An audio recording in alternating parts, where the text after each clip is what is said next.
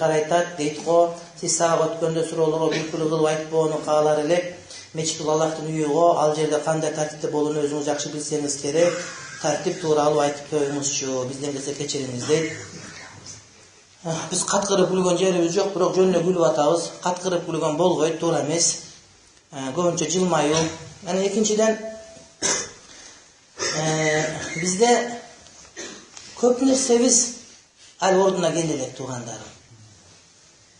Ошон үчүн кээ бир нерсеге унчукпай кое турганыңар макул. Кээ бир нерсеге. Эгерде колдон келсе, мисалы үчүн көп нерсе өзгөрүш керек эле. Бирок кээде биз мындай аткарылуусу мустагап болгон нерсеге байланып отуруп, көптөгөн парздарды калтырып кетебиз. Мен билем, олутту отуруп сүйлөй бериш, ал мага деле оңой. Бирок ушул дегендердин бардыгы ошол илимди барып түшүнүп атабы, жокпу? Зеректирменин кимге кереги бар эле?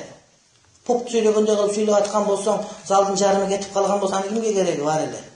Туура, дистерге менин сүрөтүм чыгып атат, аны да каалабайт элем. Бирок адамдар окуп үлгүрбөйт, сүрөтүн көрүп анан келип алып кетет, анан барып көрөт. Жалгыз кол менен тартылган эмес. Туура, кээ бир нерсе бар. Мисалы үчүн мен колуман келсе, кээ бирин аткарып турбайт элем, такыр эле. Бирок биз кантип атабыз? Биз кайсыл доодо жашап атабыз?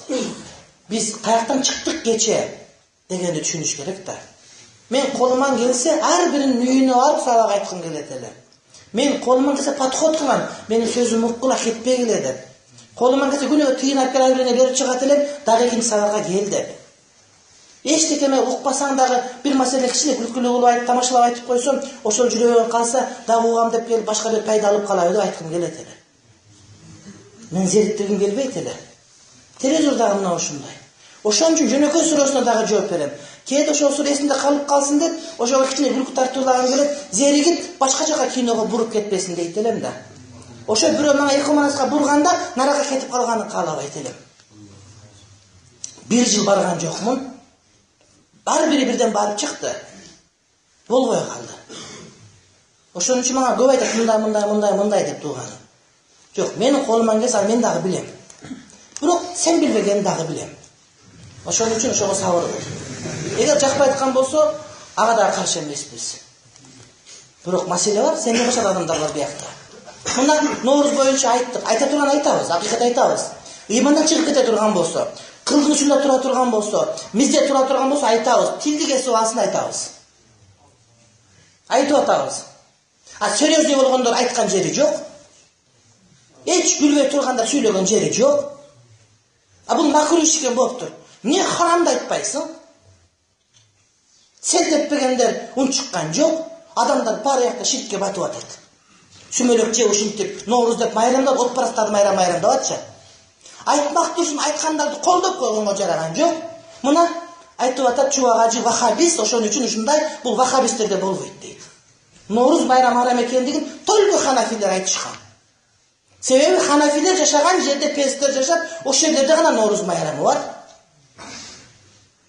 Кана ошо серьезныйларыбыз? Мисалы үчүн, урматтуу бир тууганым, ошого мындай ар бир нерсени таразалап кармаган жакшы болот. Мен аялдарға так сабак бергим келбейт эле. Бирок аялдардын баары вахаби болуп кетти го. Мен ошол жака барып аялдарга сабак берген мага жакшы жырган деп ойлойсуңарбы? Бирок биз бербесек башкалар берип атат. Жылдап берип атат. Аялдар балдарга тарбия берип атат. Сен перде отурасың, перденин ичинде аялдар бар өлүп түттү оякта. Ким сабак бериш керек бирөө? Акыдасын оңдош керекпи? Же базар күнү эртемен 10:30 барып, ошол жерде 500 айга сүйлөгөн кимге эле жакшы келет? Ити перде менен. Уктасаң болбойбу мындай? Туура. Аялдарга керек болсо, аял шейхалар болсо, үнү менен сүйлөбө керек болсо. Үнүңү да укпас, балки үнүң да кооз болуп, үнүңө шахваттанып кетет. Бирок биз сүйлөбөсөк, аялдар башка бирөө сүйлөп атат. Бузушту, дешти. Аялдар көчөгө чыгып кетти. Sen davatçısın, gelsen fazayla malı koçuga bir de turat kadını. Sen şirk de turat. Sen davatçı olduğun için ayalım senden acılaştı. Bilesin bu şunu. Şundan yine öz gözümle gördüm ben. Oşan erkekler tasdayı oturup alıp, ayıtı yürütü de aslında oturup alıp. Biz o perdemen ayıtı atağız. Ошон үчүн кээ бир нерселер бар, тууганым туура билем, макруh. Бирок харам тиякта болуп атат. Шариятыбызда макруh менен харам туш келсе, харамды аткарбаш үчүн макруh аткарганга бизге кете туура келет. Ошону түшүндүргүм келип тууганым. Аха.